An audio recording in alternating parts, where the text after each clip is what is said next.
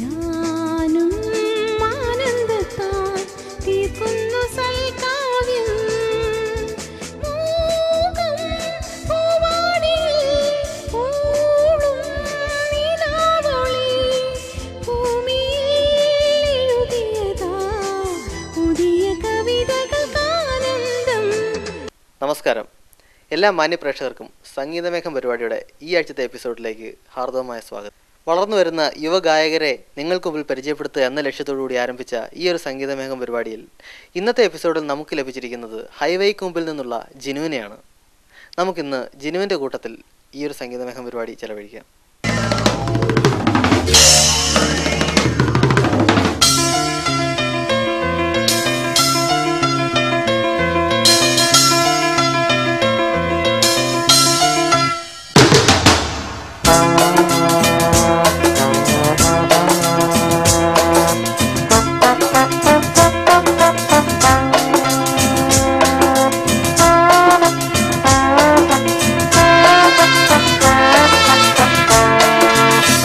എവിടെയാണ് നാട്ടിൽ സ്വദേശം? തിരുവനന്തപുരത്താണ്. ശരിക്കും പറഞ്ഞാൽ അമ്മയുടെയൊക്കെ വീട് സെറ്റിലായിരിക്കുന്നത് പുല്ലൂരാണ്. ഇവിടെ എവിടെയാണ് ജോലി ചെയ്യുന്നത്? ഇവിടെ കാഷ്യറായിട്ട് വർക്ക് ചെയ്യുകയാണ് ഞാൻ. ശരിക്കും ഒരു സെയിൻസ്ബറീസ് എന്ന് പറയുന്ന സ്ഥലത്ത്. ഹൈവേക്ക് മുമ്പിൽ തന്നെയാണോ? ആ, ഹൈവേക്ക് മുമ്പിൽ തന്നെ. എത്ര നാളായി ഈ ഒരു സംഗീത രംഗത്തേക്ക് കടന്നു വന്നിട്ട്?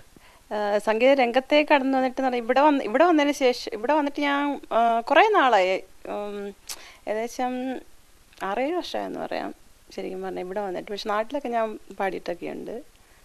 ഇവിടെ വന്നിട്ട് കുറച്ച് കാലേ ആയുള്ളൂ ശരിക്കും. യു കെയിൽ വന്നിട്ട് എത്ര വർഷമായി? 15 വർഷമായി ഇവിടെ വന്നിട്ട്. ഇവിടെ യു കെയിൽ ഏതെല്ലാം ഗാനമേള സംഘങ്ങളുടെ കൂട്ടത്തിൽ അല്ലെങ്കിൽ ഏതെല്ലാം ട്രൂപ്പുകളുടെ കൂട്ടത്തിൽ സംഗീത പരിപാടികൾ അവതരിപ്പിക്കാറുണ്ട്? ജീനിയസിൻ്റെ കൂടാണ് ഞാൻ ശരിക്കും തുടങ്ങിയത്. പിന്നെ നമ്മുടെ ഹൈവേക്കത്ത് തന്നെ ഒരു ട്രൂപ്പുണ്ട്, രാഗ ആർട്സ് എന്നും പറഞ്ഞിട്ട് ഇപ്പം തുടങ്ങിയിട്ടുണ്ട്. അന്നേരം അവിടെ സ്കിറ്റും എല്ലാമായിട്ട് ചെയ്യുന്നതാണ്, ഡാൻസും എല്ലാം കൂടെ ചേർത്ത്. അതാണ് ശരിക്കും നമ്മുടെ ബേസിക് ആയിട്ടുള്ള സ്ഥലം, രാഗ ആർട്സ്. അത് കഴിഞ്ഞിട്ട് ഇപ്പം ഞാൻ കൂടുതലും പോയിക്കൊണ്ടിരിക്കുന്നത് ബീറ്റ്സ് ഓഫ് യു കെയിൽ കൂടെയാണ് പോകുന്നത്. പാടാനുള്ള കഴിവ് എങ്ങനെ ലഭിച്ചാണ്? പാരമ്പര്യമായിട്ട് ആരെങ്കിലും പാടുന്നവരായിട്ടുണ്ടോ? അച്ഛനോ അമ്മ ആരെങ്കിലും ഒക്കെ?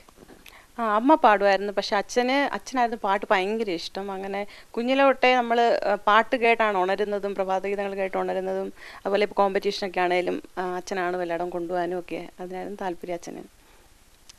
ഇന്ന് സംഗീതമേഘത്തിന് വേണ്ടിയിട്ട് ഏത് പാട്ടാണ് പ്രേക്ഷകർക്ക് വേണ്ടി പാടുന്നത്? ഡെയ്സിയിലെ രാപ്പാടി എന്നൊരു ഗാനമാണ്. രാപ്പാടിയിലെ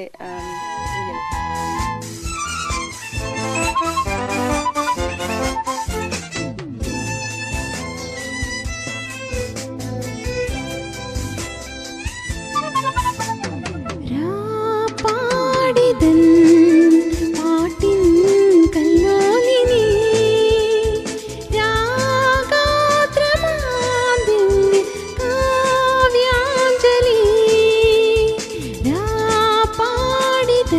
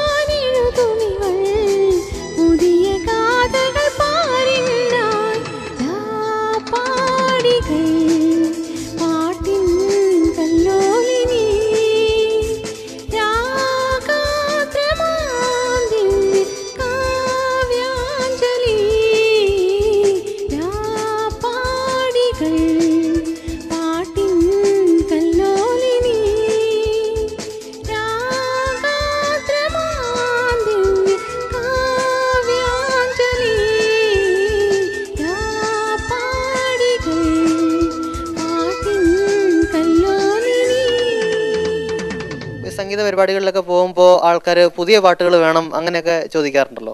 ഇപ്പം ഏതൊക്കെയാണ് ഇപ്പോൾ പുതിയ പാട്ടുകൾ, ഇപ്പോൾ ഇറങ്ങിയിട്ടുള്ള പാട്ടുകളിൽ ഏതൊക്കെയാണ് സാധാരണ പാടുന്നത്? സാധാരണ ഇപ്പം ഞാൻ പാടുന്നത് ഇപ്പം യക്ഷി ഞാനും അതിലെ സിനിമയിൽ ഒരെണ്ണം വന്നിട്ടുണ്ട്, പൊന്മാനെ എന്നുള്ളൊരു പാട്ട്. ഇച്ചിരി ഫാസ്റ്റാണ്. പിന്നെ കുന്നത്തെ കൊന്ന, അത് ശരിക്കും ജസ്റ്റ് പഠിച്ചുകൊണ്ടിരിക്കുന്നു. പിന്നെ മീനാകുമാരി, പിന്നെ എന്നുച്ചി മണ്ടയിലെ ആ പാട്ടുകളൊക്കെയാണ് കൂടുതലും ചെയ്യുന്നത്.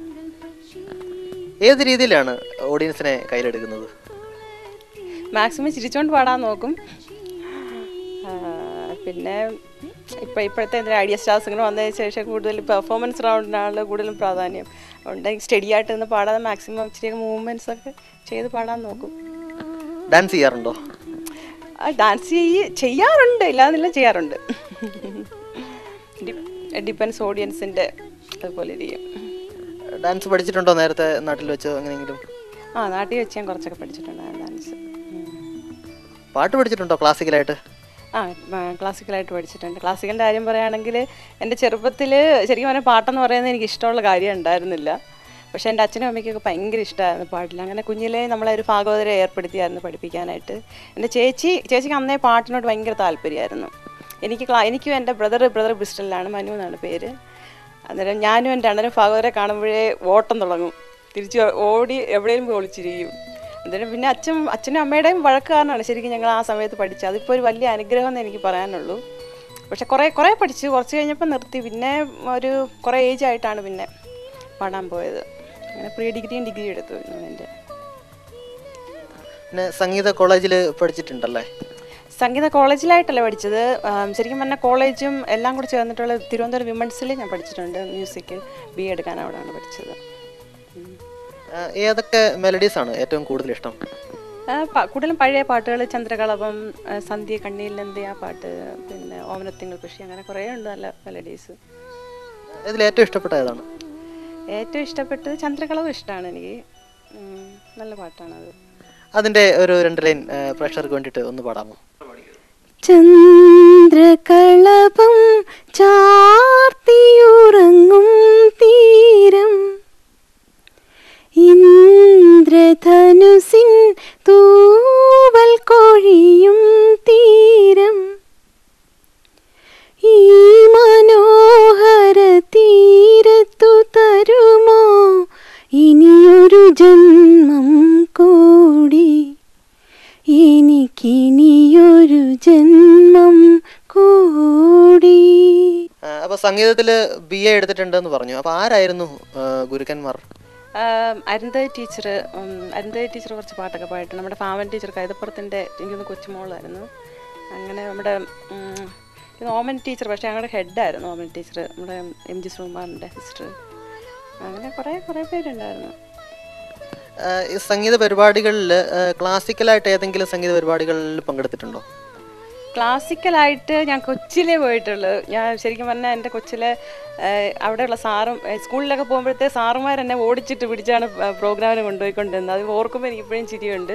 ഞാൻ 6, 7, 8 ഈ സമയം 5, 6, 7 ആ ക്ലാസ്സിൽ വെച്ചിട്ട് അവിടെ ഒരു ഭാഗവതരുണ്ടായിരുന്നു, ഒരു സാറുണ്ടായിരുന്നു, മ്യൂസിക് സാറുണ്ടായിരുന്നു, ശിവൻകുട്ടി സാറെന്ന് പറയുന്നത്. ആ സാർ ഞാൻ പാടുമെന്നറിയാം. അതിന് സാറിന് ആ സ്കൂളിലേക്കൊരു പ്രൈസ് വാങ്ങിക്കണം. അതിന് സ്കൂൾ വിടുന്ന ഉടനെ ഈ സൗണ്ട് വെല്ലടിച്ചോണ്ട് ഞാൻ ഓടും. കാരണം സാർ എന്നിട്ട് പുറകെ ഓടി വരുമായിരുന്നുണ്ട്. കാരണം ഇരുത്തി പഠിപ്പിച്ച് പ്രൈസ് വാങ്ങിപ്പിക്കാൻ വേണ്ടി. അങ്ങനെ 3 വർഷം എനിക്ക് ഡിസ്ട്രിക്ട് പ്രൈസ് കിട്ടിയായിരുന്നു ക്ലാസിക്കലിന്. അതിന് സാറിനോട് എനിക്ക് വളരെയധികം നന്ദിയുണ്ട് അതിന്. ക്ലാസിക്കലായിട്ട് അന്ന് പഠിച്ചതൊക്കെ ഇപ്പം ഈ ഒരു ഗാനമേള പരിപാടികളിലൊക്കെ ഏത് രീതിയിലാണ് നമുക്കത് ഗുണം ചെയ്യുന്നത്? ആ ഒരു ഇതുള്ളത് കൊണ്ട് എനിക്ക് ശരിക്കും പറഞ്ഞാൽ നമുക്ക് എവിടെയൊക്കെ നോട്ട്സ് പോയി എന്നുള്ളതൊക്കെ എനിക്ക് നല്ലപോലെ അറിയാൻ പറ്റും. അതുപോലെ ലയത്തിൻ്റെ ഇത് ഒക്കെ ചെയ്യാൻ പറ്റും. പക്ഷേ ഈ സാധകത്തിൻ്റെ ഗുണമെന്ന് പറഞ്ഞാൽ സാധകം ഞാൻ ആദ്യം ചെയ്യാറേ ഇല്ലായിരുന്നു. അതുകൊണ്ട് സാധകം ചെയ്യുന്ന കൂടുതൽ നമുക്ക് ഗമകത്തിൻ്റെ ഇത് ഇമ്പ്രൂവ് ചെയ്യും. അതുകൊണ്ട് ഒത്തിരി സഹായിച്ചിട്ടുണ്ട് ശരിക്കും പറഞ്ഞാൽ സംഗീതം പഠിച്ചതിൻ്റെ. UK സംഗീത പരിപാടികളിൽ ഞാൻ ഏറ്റവും കൂടുതൽ നന്നായി പാടി എന്ന് സ്വയം ബോധ്യമുള്ള ഏത് പെർഫോമൻസ് ആയിരുന്നു ഉണ്ടായിരുന്നത്? സന്ധ്യ എന്നുള്ള പാട്ടായിരുന്നു. അത് നന്നായിട്ട് പാടി, മിക്കവർക്കും ഇഷ്ടപ്പെട്ട ഒരു ഗാനമാണത്. പക്ഷെങ്കിൽ ചില ക്രൗഡ്സിനൊക്കെ ഭയങ്കര ഇഷ്ടമാണ്. ചില അടിപൊളി ക്രൗഡ്സിനൊക്കെ അത് അയ്യോ ചേച്ചി നമുക്ക് കരച്ചിൽ വരുന്നേ എന്നൊക്കെ പറഞ്ഞ് വിളിച്ച് പറയായിരുന്നു. അതിൻ്റെ ഒരു 2 ലൈൻ പ്രേക്ഷകർക്ക് വേണ്ടിയിട്ടൊന്ന് പാടാമോ?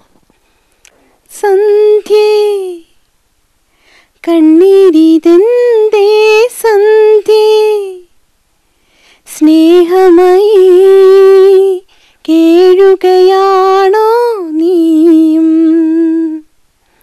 നിൻമുഖം പോൽ നൊമ്പരം പോൽ നിൽപ്പൂ രജനിഗന്ധി സന്ധ്യേ കണ്ണീരിതെന്തേ സന്ധ്യേ. ഇപ്പൊ യു കെയിൽ ഏകദേശം ഏതെല്ലാം സ്ഥലങ്ങളിൽ പോയിട്ട് എത്ര സ്റ്റേജുകളിൽ പോയി പരിപാടികൾ അവതരിപ്പിച്ചിട്ടുണ്ടാവും? എവിടെ വന്നിട്ട് കുറേ ഏകദേശം ഒരു 100 ആയി കാണും എന്ന് വിചാരിക്കുന്നു. കുറേ സ്ഥലങ്ങളിൽ പാടിയിട്ടുണ്ട്.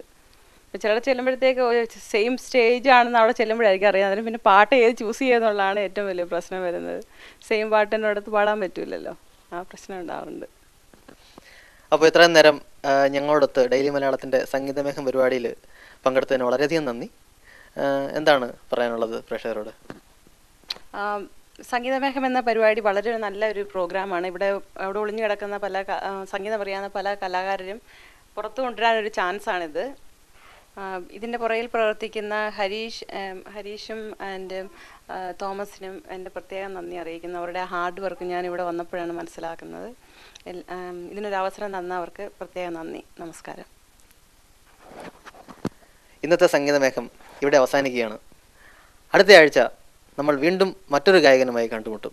നന്ദി.